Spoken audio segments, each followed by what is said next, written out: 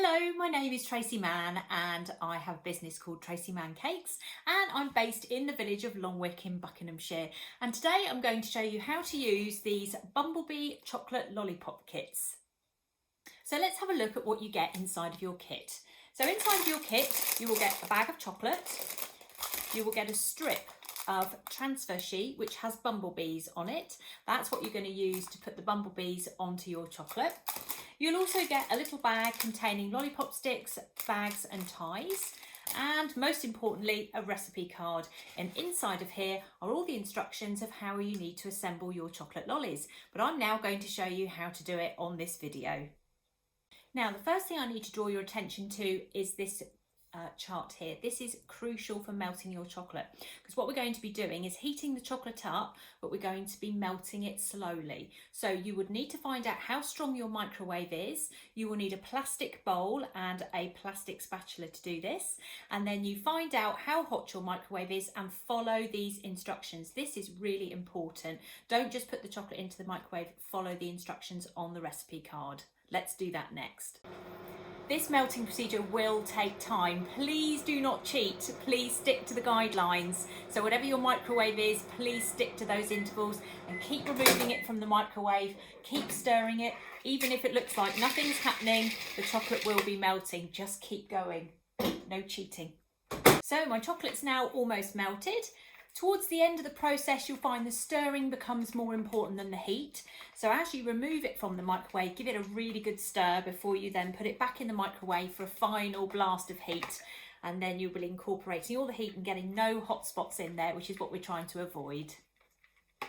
So my chocolate's now ready to use, and this is my transfer sheet that I've unrolled from the pack. One side you'll see the bees, and then if you turn it over you'll see the bees, and if you feel it, it will feel quite rough. That's the side you're going to put your chocolate onto. And all you're going to do is take your chocolate. Now you can either do this with a piping bag or you can do it with a spoon, as suggested on the document. Is take hold of a spoon of chocolate and just pop it down onto your sheet. Like so. Now you can make these as big as you like. I'm just going to put, it says 2 tablespoons, but I'll tell you what, I'm just going to put them as 1 tablespoon. You can spread them out like so.